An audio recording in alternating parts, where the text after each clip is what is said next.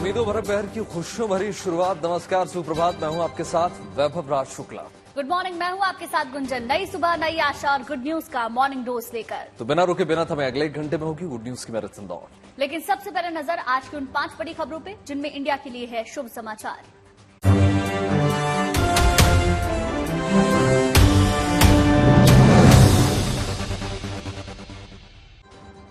देखिए, आज बुलेटिन में सबसे पहले बात इसरो को मिली उस कामयाबी की करेंगे जिसके आगे पूरा देश, जो तमाम दुनिया के देश है, वो नतमस्तक हो चुका है। भारत ने चांद के दक्षिणी ध्रुव के पास सॉफ्ट लैंडिंग करके दुनिया को हैरान कर दिया। वक्त हमारा है। धड़कनें बढ़ा देने वाले इस अभियान की आखिरी 20 मिनट की पूरी कहानी आज हम आपको बताने जा रहे हैं। चंद्रयान 3 ने इतिहास रचा और जश्न देश भर में शुरू हो गया। कश्मीर से लेकर कन्याकुमारी तक सब जश्न के माहौल में डूबे नजर आए। बच्चे, बूढ़े और जवान सभी ने दिल खोलकर इसरो को बधाइयां दी। जश्न के रंग भी आगे आपको दिखाएंगे। शुभ समाचार में देखिए, हम बात करेंगे लड़ाकू विमान तेजस को मिले नए अस्त्र की। यह अस्त्र हवा से हवा में मार करने वाली मिसाइल है जिसका सफल परीक्षण किया गया है। क्या है इस शानदार स्वदेशी हथियार की खूबियां जो हिंदुस्तान की ताकत को और ज्यादा मजबूत कर देगी, धार दे देगी, इस पर आगे बात होगी। बात पहाड़ों पर जारी बादलों के अलर्ट की भी होगी। मौसम विभाग की ओर से हिमाचल प्रदेश में भारी बारिश का अलर्ट जारी है। क्या है मौसम का मौजूदा हाल और कैसी है बादलों से निपटने की तैयारी, इस पर भी विस्तार से बात होगी। बिल्कुल गुंजन, देखिए आज दुनिया भर की निगाहें भारत के 18 साल के शतरंज ग्रैंड मास्टर यानी रमेश बाबू पर लगी हुई हैं, क्योंकि आज जो है 5 वर्ल्ड कप चेस टूर्नामेंट का चैंपियन कौन बनेगा, इसका फैसला आज हो सकता है। प्रज्ञानंद ने दमदार प्रदर्शन करते हुए विश्व के नंबर 1 खिलाड़ी यानी मैक्सन को ड्रॉ पर रोक दिया। शुभ समाचार में सबसे पहले बात हिंदुस्तान के चांद पर फतह की होगी। जाहिर तौर पर एक दिन पहले भारतीय अंतरिक्ष अनुसंधान संगठन यानी इसरो ने एक नया इतिहास रच दिया। चंद्रमा के दक्षिणी ध्रुव पर चंद्रयान 3 के लैंडर की सॉफ्ट लैंडिंग कराने में हम आखिरकार सफल रहे।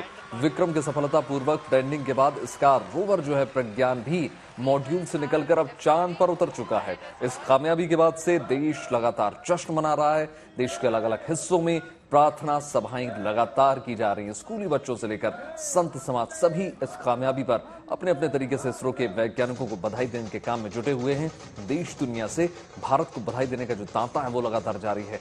दक्षिण अफ्रीका में मौजूद प्रधानमंत्री नरेंद्र मोदी ने भी इस बड़ी कामयाबी पर बहुत खुशी जताई है। जाहिर सी बात है, पूरे वर्ल्ड की अगर हम बात करें तो ये पहला मुल्क हो गया है जिसने दक्षिणी ध्रुव यानी साउथ पोल पर अपना रोवर है वो लैंड करा दिया, और इसी के साथ देश उन चुनिंदा देशों में शुमार हो गया यानी अमेरिका, चाइना और रशिया के बाद जिसने न सिर्फ चांद पर अपना रोवर का लैंडिंग कराई है बल्कि साउथ पोल में लैंड कराने वाला दुनिया का इकलौता देश हिंदुस्तान।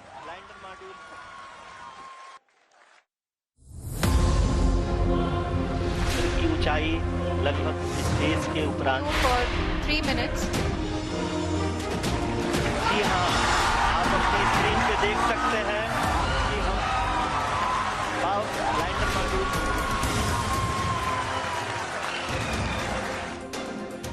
चंद्रयान 3 के लैंडर मॉड्यूल ने जैसे ही चांद के दक्षिण ध्रुव की सतह पर अपने कदम रखे, इसरो के कंट्रोल सेंटर में कामयाबी का जश्न शुरू हो गया। सेंटर में मौजूद तमाम वैज्ञानिक और स्टाफ अपनी अपनी कुर्सियों से उठ खड़े हुए और हाथ हवा में लहराकर अपनी खुशी का इजहार किया। तो किसी ने तालियां बजाकर अपनी खुशी जताई। जबकि कार्यक्रम में दक्षिण अफ्रीका से वर्चुअली जुड़े पीएम नरेंद्र मोदी ने इस ऐतिहासिक लम्हे पर तिरंगा लहराया। साथ ही साथ उन्होंने चंद्रयान 3 से जुड़े तमाम वैज्ञानिकों और देशवासियों को इस उपलब्धि के लिए बधाई दी। ये क्षण 140 करोड़ धड़कनों के सामर्थ्य का है। ये क्षण भारत में नई ऊर्जा, नया विश्वास, नई चेतना का है। आज हम अंतरिक्ष में नए भारत की नई उड़ान के साक्षी बने हैं। चंद्रयान 3 आंध्र प्रदेश के श्रीहरिकोटा से 14 जुलाई को 3:35 पर लॉन्च हुआ था और 23 अगस्त की शाम 6:04 पर लैंडर मॉड्यूल अपने तय मिशन के मुताबिक चांद के दक्षिणी ध्रुव पर सफलतापूर्वक पहुंच गया। यानी चंद्रयान 3 को पृथ्वी से चांद के साउथ पोल की सतह पर पहुंचने में कुल 41 दिन का समय लगा। इस दौरान इसरो के वैज्ञानिकों ने हर छोटी से छोटी बात का ख्याल रखा ताकि मिशन के अंतिम चरण में कोई गड़बड़ी ना हो, और हुआ भी ठीक ऐसा ही। हिंदी में एक कहावत है कि चंदा मामा दूर के, लेकिन अब हम ये कह सकते हैं कि चंदा मामा अपने घर के। इसी के साथ ISRO chairman doctor S Somnath और उनकी टीम की सालों की मेहनत भी सफल हो गई। And most of the people who are in Chandrayaan 2 are with us, helping us to do the Chandrayaan 3. हालांकि इस उपलब्धि को हासिल करने से पहले इसरो के सामने मिशन से जुड़ी कई तरह की चुनौतियां थीं। लिहाजा इसरो के वैज्ञानिकों ने पुरानी गलतियों से सबक लिया और चंद्रयान 3 को चांद के साउथ पोल पर पहुंचाकर हर भारतीय को गर्व करने का मौका दिया।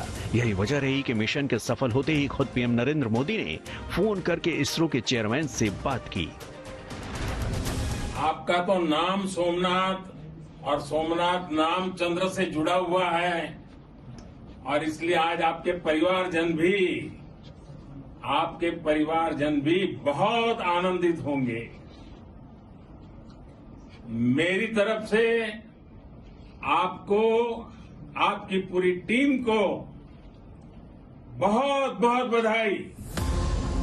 भारत से पहले दुनिया के कई देश चांद के दक्षिणी ध्रुव पर पहुंचने की कोशिश कर चुके हैं, लेकिन कामयाबी किसी को नहीं मिली, जिसकी सबसे ताजा मिसाल रूस का लूना 25 मिशन है, जो लैंडिंग से एक दिन पहले ही क्रैश हो गया। मगर इसरो के वैज्ञानिकों ने नामुमकिन से दिख रहे इस मिशन को मुमकिन कर दिखाया, जिसकी बदौलत आज भारत चांद के दक्षिणी ध्रुव पर पहुंचने वाला पहला देश बन गया है। Bureau report, good news today.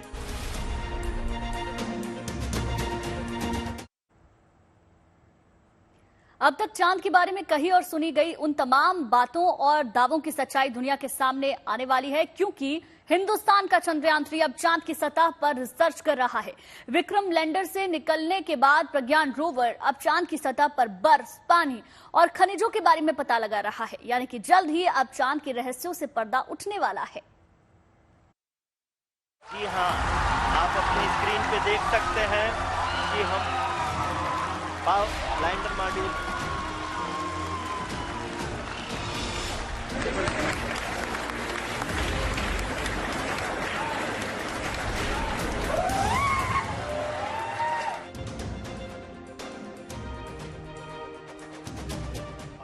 चांद पर हिंदुस्तान का परचम लहराने के बाद अब चंद्रयान 3 अपने आगे के मिशन में जुट गया है।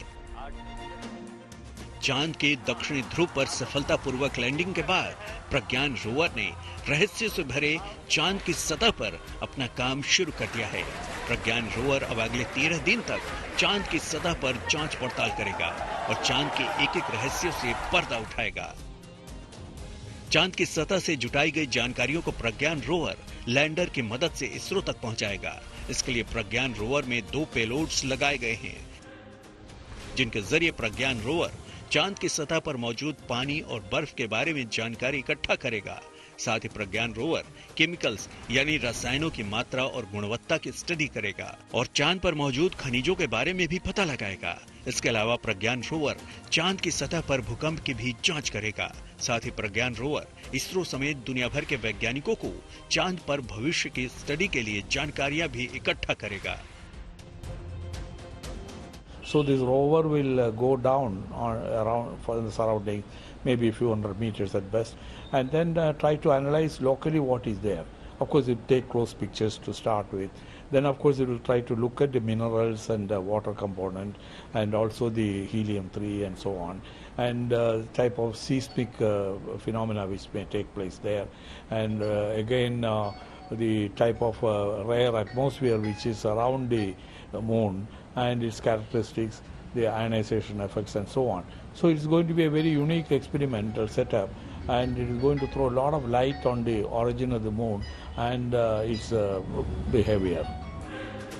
चांद पर रिसर्च के दौरान प्रज्ञान रोवर के कदम जहां जहां भी पड़ रहे हैं, वहां वहां प्रज्ञान अपने पीछे हिंदुस्तान के राष्ट्रीय चिन्ह और इसरो के लोगों की छाप भी छोड़ता जा रहा है, जो चांद के दक्षिणी ध्रुव पर हिंदुस्तान के अमिट निशान है। Bureau report, good news today. और अभी हम तो देखिए, चंद्रयान 3 की कामयाबी का जश्न पूरा देश में बड़े ही धूमधाम के साथ मनाया गया। क्या आम और क्या खास, हर किसी ने अपने अपने तरीके से इस पल को सेलिब्रेट किया और इसरो के वैज्ञानिकों को तमाम बधाइयां दी।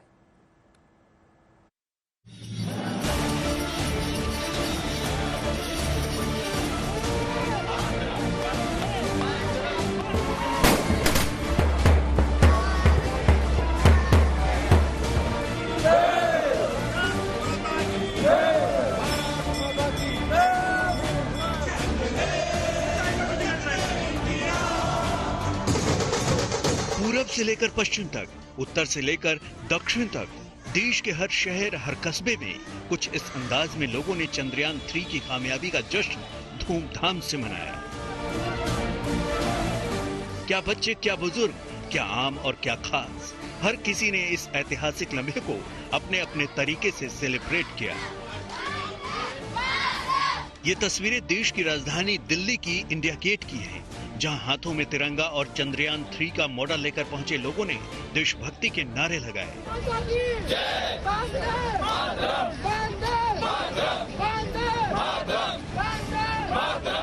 साथ ही साथ जश्न में शामिल छात्रों ने देशभक्ति के गीत गाए।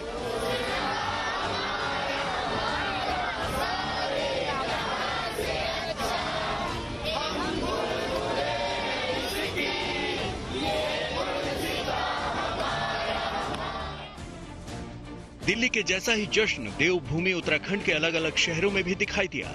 वहां भी लोग जश्न मनाने के लिए सड़कों पर ढोल नगाड़े लेकर उतरे, जबकि कुछ लोगों ने एक दूसरे को मिठाई खिलाकर और आतिशबाजी करके अपनी खुशी का इजहार किया। खासकर बच्चों का जोश और उत्साह तो देखने लायक रहा।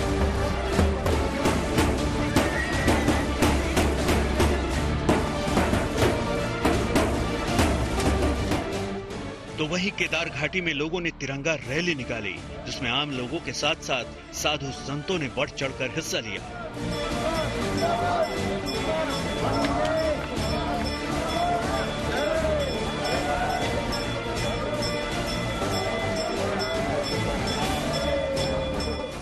इसी तरह देश का दिल कहे जाने वाले राज्य मध्य प्रदेश की राजधानी भोपाल में बीजेपी कार्यकर्ता भी चंद्रयान 3 की कामयाबी का जश्न मनाने के लिए सड़कों पर उतरे। इस दौरान किसी ने ढोल बजाया तो किसी ने आतिशबाजी की।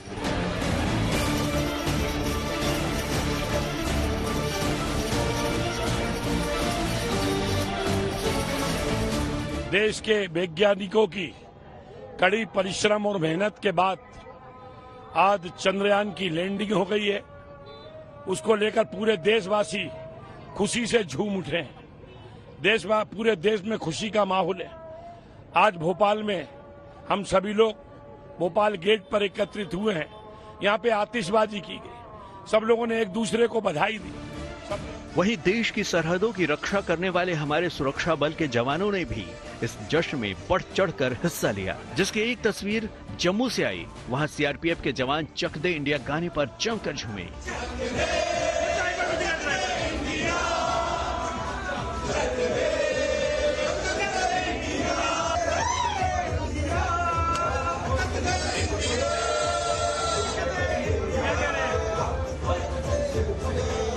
साथ ही इन जवानों ने इसरो के वैज्ञानिकों को चंद्रयान 3 मिशन की कामयाबी के लिए बधाई दी। आज हमारे जवान इतने उत्साहित हैं और खुश हैं कि ये जो हमारे को कामयाबी मिली है, इससे हमारे जो साइंसदानों का जो योगदान रहा है बहुत ही सराहनीय रहा है। हम इसके बहुत ही आभार प्रकट करते हैं कि हमारा इंडिया सब कंट्रियों से नंबर 1 पर चल रहा है। अभी अंतरिक्ष विज्ञान की दुनिया में इसरो वैज्ञानिकों की ये कामयाबी कितनी बड़ी है, इसका अंदाजा देश के अलग अलग हिस्सों से आई जश्न की इन तस्वीरों को देखकर लगाया जा सकता है। बिहार का सासाराम हो या आंध्र प्रदेश का विजयवाड़ा, हर किसी ने देश के नाम जुड़ी इस उपलब्धि का जश्न बड़े ही जोरदार तरीके से मनाया, क्योंकि हिंदुस्तान दुनिया का इकलौता ऐसा देश बन गया है जिसने चांद के दक्षिणी ध्रुव पर पहुंचने में सफलता पाई है। Bureau report, good news today.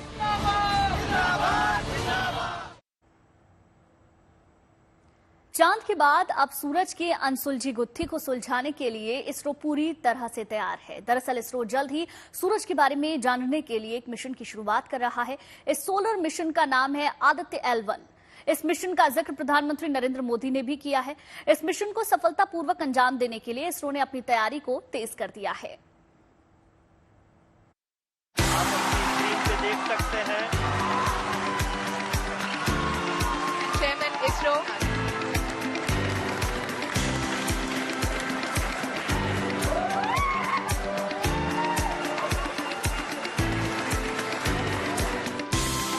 चांद पर पहुंचे।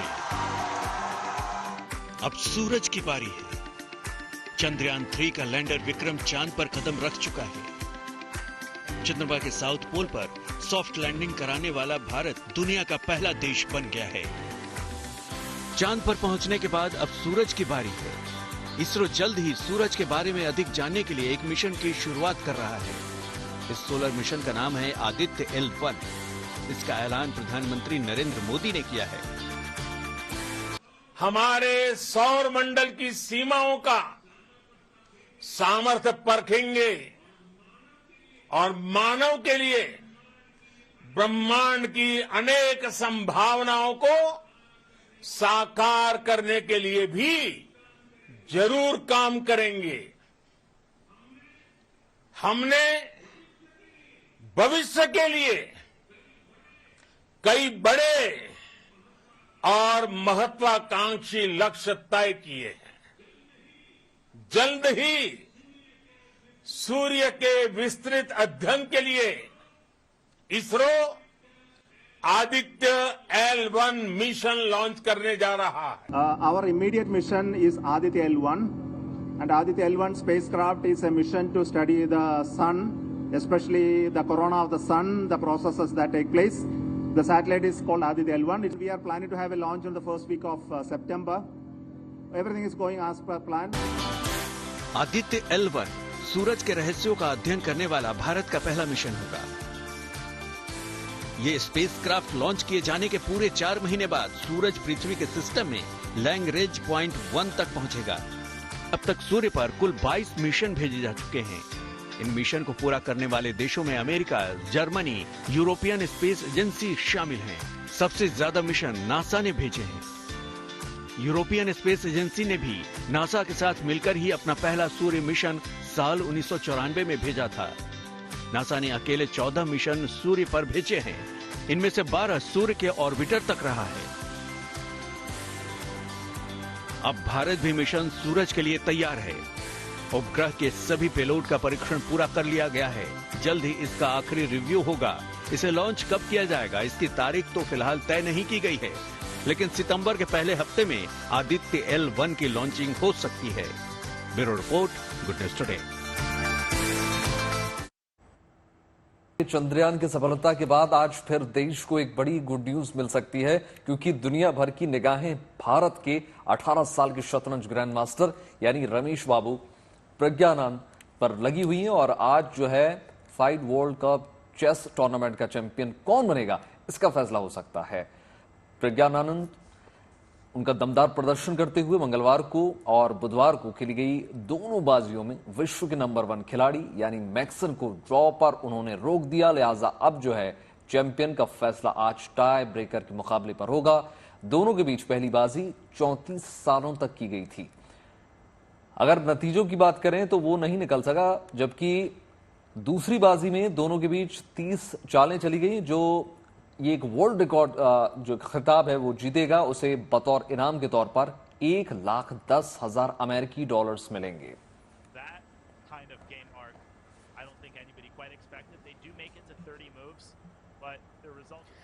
अब आप जरा रमेश बाबू प्रज्ञानंद के बारे में विस्तार से जान लीजिए।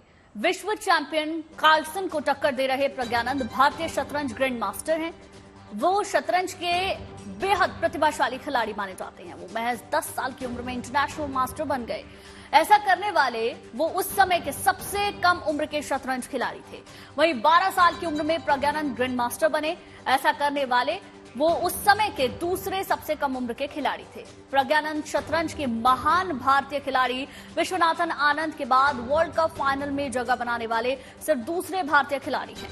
प्रज्ञानंद की सेमीफाइनल में भी ऐतिहासिक जीत रही थी। 2 मैचों की क्लासिकल सीरीज 1-1 से बराबरी पर समाप्त होने के बाद प्रज्ञानंद ने बेहद रोमांचक टाई ब्रेकर में अमेरिका के दिग्गज ग्रैंडमास्टर को पछाड़ा था। प्रज्ञानंद ने सेमीफाइनल में दुनिया के तीसरे नंबर के खिलाड़ी फाबियानो कुरुआना को करीब 3.5 और 2.5 से हराकर उलटफेर करते हुए फाइनल में अपनी जगह बनाई थी। ठीक है गुंजन, देखिए अब ये भी जान लीजिए कि बहुत खास है प्रज्ञानंद की कामयाबी की कहानी। 18 साल की उम्र में बड़ा कमाल करने वाला भारतीय शतरंज ग्रैंड मास्टर आर प्रज्ञानंद की कामयाबी के पीछे उनकी प्रतिभा के साथ साथ उनकी मां नागलक्ष्मी का भी बड़ा योगदान है। उनकी मां देश हो या फिर विदेश, हर जगह उनके साथ पाई जाती है, नजर आती हैं, उनकी हर जरूरत का खास ख्याल रखती हैं। सोशल मीडिया पर उनकी मां की तस्वीरें वायरल हैं जिनमें वो अपने बेटे के साथ दिखाई दे रही हैं। जानकारों की अगर हम माने तो प्रज्ञानंद को इस मुकाम तक पहुंचाने और शतरंज का बेजोड़ बादशाह बनाने के पीछे उनकी मां की बहुत अहम भूमिका है। प्रज्ञानंद की मां ने उन्हें खेलने कूदने की उम्र में शतरंज की दुनिया का बादशाह बना दिया। बताया जा रहा है कि नागलक्ष्मी हर मैच में बेटे के साथ होती हैं और वो अपने बेटे के हर मैच में एक कोने पर बैठकर प्रार्थना करती हैं। उन्होंने बेटे प्रज्ञानंद के साथ अपनी बेटी वैशावी को भी शतरंज का शानदार खिलाड़ी बनाने में जीवन गुजार दिया, यानी इसी मशक्कत में वो लगी रहती हैं। ये भी बताया जा रहा है कि नागलक्ष्मी अपने बच्चों यानी प्रज्ञानंद और उनकी बहन को अपने हाथ से बना खाना खिलाती हैं। प्रज्ञानंद और उनकी बहन जब भी टूर्नामेंट के लिए यात्रा करते हैं तो नागलक्ष्मी एक इंडक्शन स्टोव और 2 स्टील के बर्तन के साथ हमेशा जाती हैं, सफर करती हैं, ताकि किसी भी प्रकार का जो खाना है, जो घर का बना खाना होता है, वो उनको एटलीस्ट मिल सके। और चलिए अब खबर देश की बढ़ती ताकत की। रक्षा क्षेत्र में आत्मनिर्भरता की ओर एक और कदम बढ़ चुका है। हल्के लड़ाकू विमान तेजस ने हवा से हवा में मार करने वाली मिसाइल का सफल परीक्षण किया। तेजस LSP-7 ने गोवा के तट पर बियॉन्ड विजुअल रेंज मिसाइल अस्त्र का परीक्षण किया। इस मिसाइल का परीक्षण लगभग 20,000 फीट की ऊंचाई पर सफलतापूर्वक किया गया। रक्षा मंत्री राजनाथ सिंह ने तेजस LCA से मिसाइल के सफल परीक्षण के लिए ADA, DRDO, CEM, LSAC, DG, AQA को बधाई दी। अस्त्र मिसाइल का निर्माण और विकास defence research and development laboratory DRDL और DRDO की अन्य लेबोरेटरीज ने मिलकर किया है। इस तरह ये एक शानदार स्वदेशी हथियार है जो हिंदुस्तान की ताकत को मजबूत धार देगा।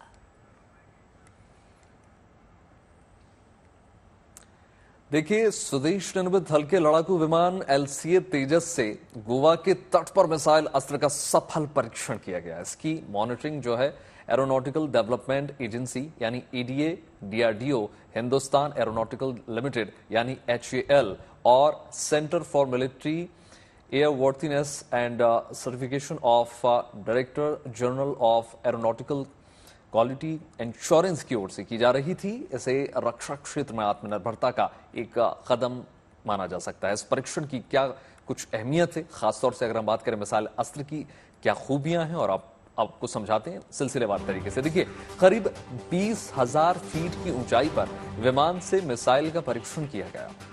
हवा से हवा में मार करने वाली यह स्वदेशी मिसाइल है।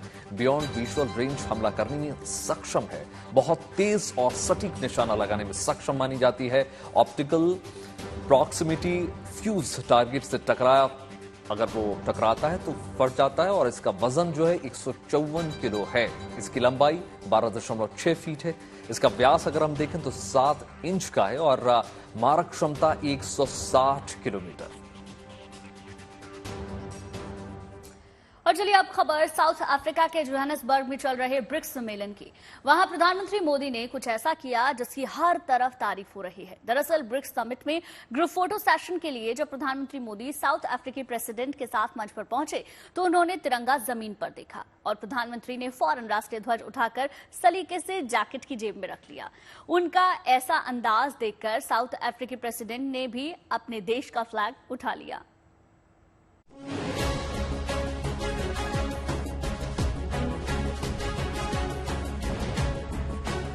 प्रधानमंत्री नरेंद्र मोदी यूं ही नहीं दुनिया के सबसे लोकप्रिय नेता हैं।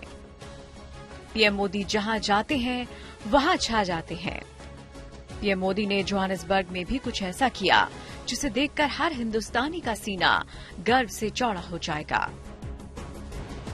दरअसल जोहानिसबर्ग के सैंटन कन्वेंशन सेंटर में बैठक से पहले ब्रिक्स नेताओं की ग्रुप फोटो खींची जानी थी और नेताओं के खड़े होने के लिए पहले से ही जगह तय की गई थी।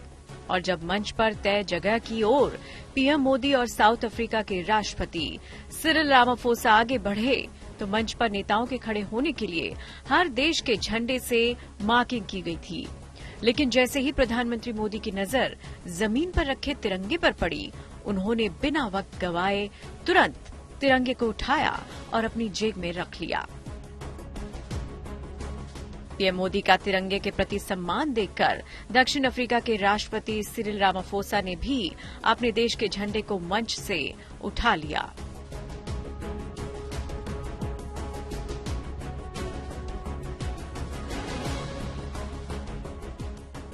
इसके बाद जब सभी ब्रिक्स देशों के नेता मंच पर पहुंचे तो दक्षिण अफ्रीका के राष्ट्रपति सिरिल रामाफोसा ने पास मौजूद महिला अधिकारी को दूसरे देशों के झंडे भी जमीन से उठाने का निर्देश दिया।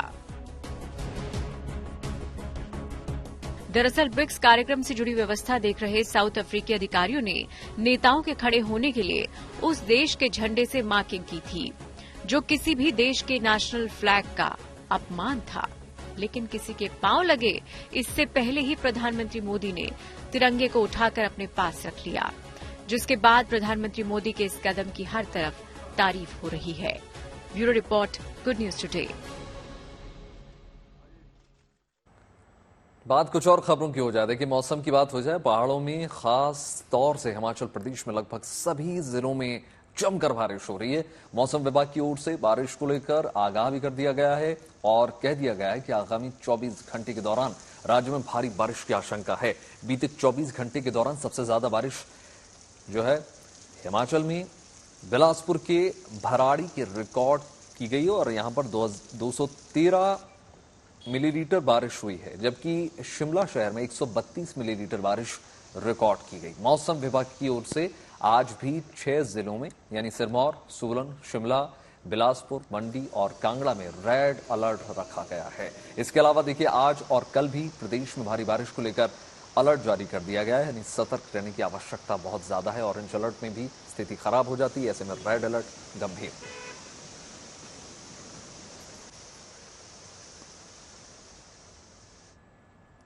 देखिए, पहाड़ों में लगातार बारिश हो रही है और लैंडस्लाइड की घटनाएं भी हो रही हैं। वहीं उत्तर भारत के मैदानी इलाकों में भी बारिश हो रही है। हम आपको बता दें मौसम के हाल और बारिश को लेकर मौसम विभाग ने क्या अलर्ट जारी किया है। देखिए, खास तौर से अगर हम देखें गुंजन, तो हिमाचल के लोगों को सावधानी बरतने की बहुत ज्यादा आवश्यकता है। मौसम विभाग ने हिमाचल के 6 जिलों में भारी बारिश को लेकर रेड अलर्ट अब जारी कर दिया है। बिल्कुल, शिमला सहित कई जिलों में भारी बारिश हुई है। मौसम विभाग ने अगले 24 घंटे के दौरान हिमाचल प्रदेश में भारी बारिश की आशंका जताई है। हिमाचल के 9 जिलों में फ्लैश फ्लड को लेकर भी अलर्ट जारी किया गया है। जी हाँ गुंजन, देखिए, इस दौरान हिमाचल के कई हिस्सों में लैंडस्लाइड और पेड़ों की गिरने की भी आशंका लगातार बनी हुई है। ऐसे में लोगों से एहतियातन तौर पर अपील की गई है कि कुल्लू मनाली सहित तमाम जो इलाके हैं उनमें बारिश हो रही है, कुल्लू मनाली आने के सभी रास्तों में एक बार फिर बाधा है।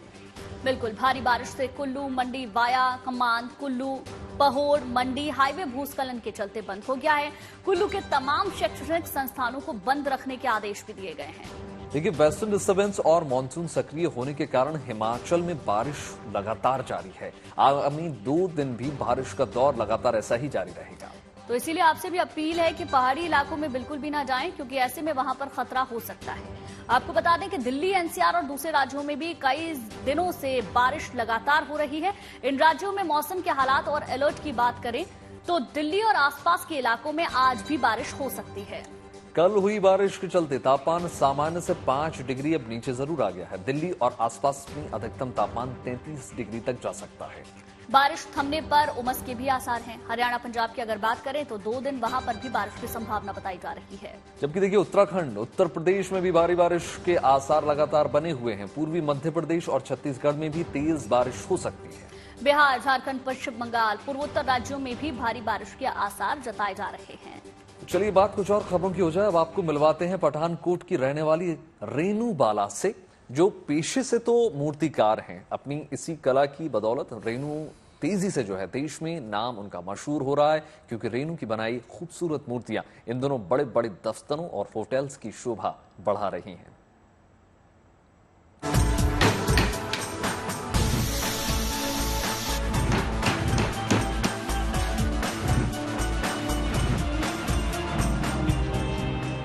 हाथों में हथौड़ी और ग्राइंडर लेकर लकड़ी और पत्थरों को तराशती ये हैं 34 साल की रेनू बाला, जिनकी बनाई ये खूबसूरत मूर्तियां एक नजर में ही किसी को भी भा जाएं। रेनू के हाथों में ऐसा हुनर है कि वो लकड़ी और पत्थर के टुकड़ों में जान फूंक देती हैं, जिसकी गवाही उनके घर में रखी ये अलग अलग मूर्तियां दे रही हैं। पठानकोट की रहने वाली रेनू बाला पिछले 10 सालों से पत्थर, धातु और लकड़ी से मूर्तियां बना रही हैं और उनकी बनाई ये मूर्तियां देश के बड़े बड़े होटल्स और दफ्तरों की शोभा बढ़ा रहे हैं।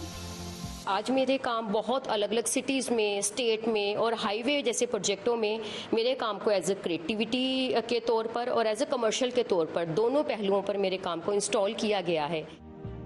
इतना ही नहीं, रेनू की ये कला न सिर्फ भारत में बल्कि विदेशों में भी अपनी चमक बिखेर रही है और अब तक 10 से अधिक देशों में रेनू की मूर्तियों को सराहा जा चुका है। रेनू के मुताबिक बचपन से मूर्तिकला में लगन, पिता के प्रोत्साहन और कुछ बड़ा करने की चाह ने उन्हें ये मुकाम दिलाया है। बचपन में चाक, कोयले और मिट्टी से कलाकृतियां बनाने वाली रेनू बाला आज अपने हुनर से पत्थरों और लकड़ियों में जान भर रही हैं। रेनू का कहना है कि चाक से शुरू होकर पत्थर और लकड़ी की मूर्तियां उकेरने तक का ये सफर उनके लिए आसान नहीं रहा। शुरू से ही, बचपन से ही मुझे इस चीज़ में काफ़ी इंटरेस्ट था और मैं इसी फील्ड में अपना कैरियर बनाना चाहती थी, क्योंकि एक पैशन बोल लो चाहे एक जज्बा बोल लो, मेरा इंटरेस्ट जो था मेरे इसी काम में था। स्टार्टिंग का जो टाइम था वो मेरे लिए काफ़ी टफ था, क्योंकि ना तो फैमिली इस चीज़ को समझ पा रही थी और ना ही यहाँ का एजुकेशन सिस्टम इस चीज़ को समझ पा रहा था।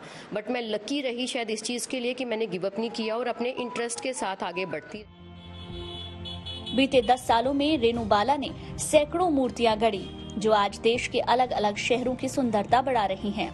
अपने इसी हुनर की वजह से वो आज मूर्तिकला में एक जाना पहचाना नाम है। बड़ी बात यह भी है कि जम्मू कश्मीर प्रशासन की ओर से सर्वश्रेष्ठ मूर्तिकार के रूप में 3 बार उन्हें सम्मानित किया जा चुका है। पठानकोट से Pawan Singh, good news today.